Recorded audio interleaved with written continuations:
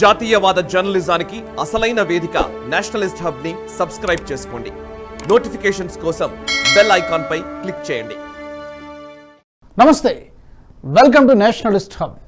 దేశంలో 2 యాత్రలు జరిగాయి. కాంగ్రెస్ వంటి జాతీయ పార్టీకి అగ్రనాయకుడైన రాహుల్ గాంధీది ఒకటైతే, ఒక జాతీయ పార్టీకి చెందిన తమిళనాడు రాష్ట్ర అధ్యక్షుడిది మరొకటి. ఈ 2 యాత్రలను సరిపోల్చడం సబబు కాదు. కానీ ఏ యాత్ర వల్ల ఎక్కువ లాభం చేకూరింది అనే విషయం వరకైతే సరిపోల్చడం సబబే అనిపిస్తోంది. రాహుల్ గాంధీ భారత్ జోడో యాత్ర దేశవ్యాప్తంగా జరిగింది. దాదాపు 4000 కిలోమీటర్ల సుదీర్ఘ పాదయాత్ర. కన్యాకుమారి నుంచి కశ్మీర్ వరకు 4000 కిలోమీటర్లు ఈ యాత్ర కొనసాగింది. బీజేపీ దేశంలో విభజనవాదాన్ని రేకెత్తిస్తోందని, దేశ ప్రజల్లో విభజన పెరిగిపోయిందని, దీన్ని కలపడానికి తాను సిద్ధమయ్యానంటూ పాదయాత్ర చేశారు రాహుల్ గాంధీ. తన యాత్రలకు ఎన్నికలకు ఎటువంటి సంబంధం లేదని, కేవలం దేశంలో విభజనవాదాన్ని తగ్గించి ఐక్యత పెంచడానికే యాత్ర చేస్తున్నారంటూ రాహుల్ బయలుదేరారు. మరోవైపు తమిళనాడు రాష్ట్రంలో అన్నామలై పాదయాత్ర చేశారు. దాదాపు 6 నెలలు కొనసాగిన ఈ యాత్రను తమిళనాడులో బీజేపీ జెండా పాతడమే లక్ష్యంగా చేపట్టారు. అరవ దేశంలో ద్రవిడవాద పార్టీలన్నీ అవినీతి కూపంలో మునిగిపోవడంతో వాటి ఓటమే లక్ష్యంగా పాదయాత్ర చేపట్టారు. అయితే ఈ 2 పాదయాత్రలతో ఎవరికి ఎంత లాభం చేకూరిందో ఒక్కసారి బేరీజు వేసే ప్రయత్నం చేద్దాం. రాహుల్ గాంధీ తన పాదయాత్రను తమిళనాడు నుంచే మొదలుపెట్టారు. దాదాపు 4 రోజులు ఆ రాష్ట్రంలో యాత్ర సాగింది. ఇక తరువాత కేరళ రాష్ట్రంలో 18 రోజులు ఇలా కొనసాగుతూ వెళ్ళింది. రాహుల్ గాంధీ పర్యటన ఆశాంతం వివాదాస్పదంగానే కొనసాగింది. దేశాన్ని కలుపుతానని చెప్పిన రాహుల్ ఆద్యంతం వివాదాస్పద వ్యక్తుల కలయికగా మారిపోయింది. మొదటిసారి పాస్టర్ జార్జ్ పొన్నియన్ను కలిశారు. కలవగానే వివాదం చెలరేగింది. రాహుల్ ముందే యేసుక్రీస్తు ఒక్కరే దేవుడు, మరే దేవుడు సృష్టిలో లేడు అనే వివాదాన్ని రేకెత్తించారు. దీనికి తోడు హిందూ దేవీ దేవతలు అసలు దేవుళ్లే కాదంటూ మాట్లాడారు. అక్కడి నుంచి మొదలు ఎంతోమంది వివాదాస్పద వ్యక్తులు ఈ యాత్రలో రాహుల్కు తోడయ్యారు. కేరళ రాష్ట్రంలో ఒక ఆవుదూడను చంపి మాంసం తిన్న కేసులో అపరాధాన్ని ఎదుర్కొంటున్న వ్యక్తిని కలవడం, దేశ వ్యతిరేకులంతా ఈ యాత్రలో కనిపించడం జరిగింది. భారత్ జోడో యాత్రలో భాగంగా దాదాపు 4000 కిలోమీటర్ల యాత్ర చేపట్టినా ఏ రాష్ట్రంలోనూ ప్రభావం చూపలేకపోయింది. ఈ యాత్ర ఏ ప్రాంతంలో కొనసాగినా అక్కడ కాంగ్రెస్కు అంత ఆదరణ లభించలేదు. జోడో యాత్ర చేపట్టిన తర్వాత రాష్ట్రాల్లో అసెంబ్లీ ఎన్నికలు జరిగాయి. ఇందులో కర్ణాటక, తెలంగాణలో మాత్రమే కాంగ్రెస్ విజయం సాధించింది. ఈ గెలుపు తర్వాత ఇది రాహుల్ యాత్ర వల్లే గెలిచామని ప్రకటించినా అది వాస్తవానికి ఏమాత్రం పొంతన లేదన్న విషయం అందరికీ తెలిసిందే. తెలంగాణ విషయానికి వస్తే రేవంత్ రెడ్డి చరిష్మాతోనే కాంగ్రెస్ గెలుపొందింది. బీఆర్ఎస్కు గట్టి పోటీ ఇవ్వడంలో రేవంత్ రెడ్డి సక్సెస్ అవడంతోనే హస్తం పార్టీ విజయం సాధించగలిగింది. రాహుల్ గాంధీ పాదయాత్ర చూసి ఓటు వేశారని అనుకుంటే అది హాస్యాస్పదమే అవుతుంది తప్ప నిజమని అనిపించుకోదు. ఇక కర్ణాటకలో కూడా అదే పరిస్థితి. ఆ రాష్ట్రంలో కాంగ్రెస్ గెలుపొందడానికి ప్రధాన కారణం సిద్ధరామయ్య, డీకే శివకుమార్లే. అక్కడ కూడా రాహుల్ గాంధీ పాదయాత్ర చేపట్టినా అంతగా ప్రభావం చూపలేకపోయింది. దీనికి ప్రధాన కారణం పాదయాత్రలో ఒక నెరేటివ్ను ప్రజల్లోకి తీసుకెళ్లడంలో విఫలం కావడమే. ఏ పార్టీ అధినేత అయినా పాదయాత్రలో ఎన్నికల్లో గెలవడానికే చేస్తారు. అది రాజకీయాల్లో సహజం. కానీ రాహుల్ గాంధీ ఈ ఒక్క విషయాన్ని కూడా ప్రజలకు బలంగా చెప్పలేకపోయారు. తాను ఎన్నికల్లో గెలవడానికి యాత్ర చేయడం లేదని చెప్పడంతోనే నైతికత దెబ్బతింది.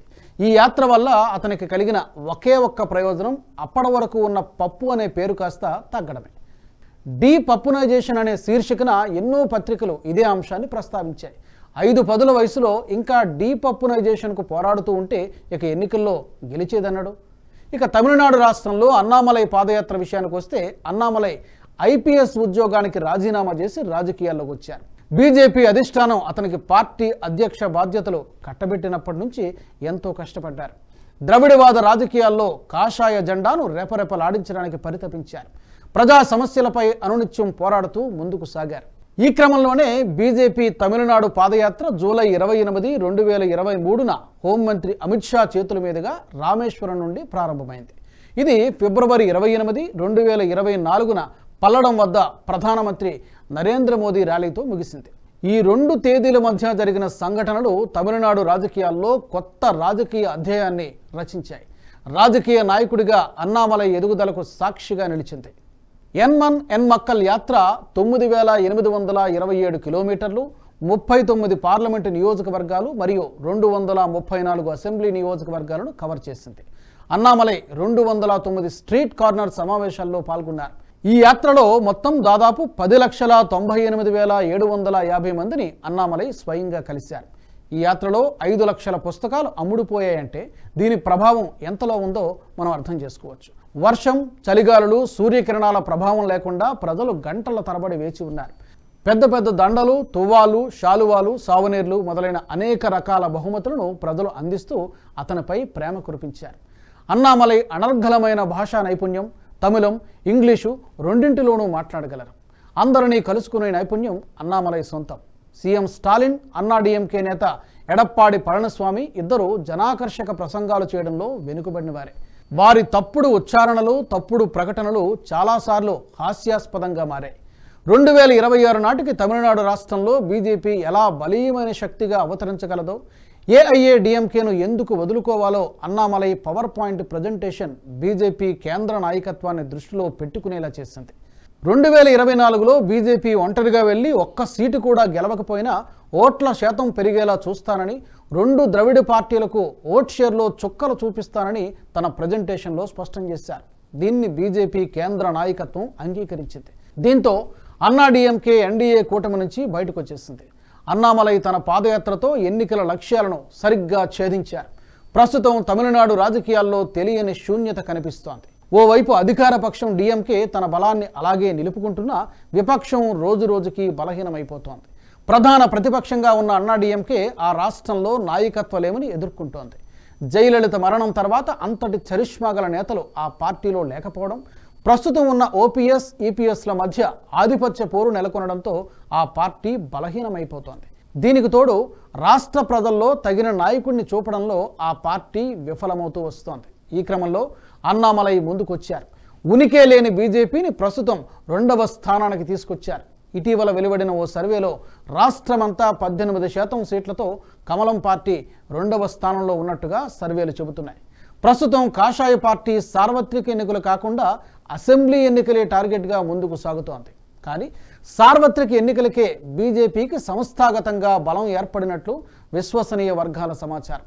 ఇప్పటికే సర్వేలు సైతం అన్నాడీఎంకే కంటే బీజేపీకే ఓటు శాతం ఎక్కువగా ఉందని చెబుతున్నాయి. అన్నామలై తన పాదయాత్రతో బీజేపీని రాష్ట్రంలో గణనీయంగా పుంజుకునేలా చేశారు. కానీ రాహుల్ గాంధీ మాత్రం అది సాధించలేకపోయారు. దీనికి కారణాలు చాలా ఉన్నాయి. రాహుల్ గాంధీ దేశవ్యాప్తంగా యాత్ర చేపట్టినా అతన్ని ఇప్పటికీ సమాజం ఒక సీరియస్ నేతగా భావించడం లేదు. రాజకీయ అవగాహన సరిగ్గా లేకపోవడం, వ్యూహాలు రచించడంలో విఫలం కావడం జరిగింది.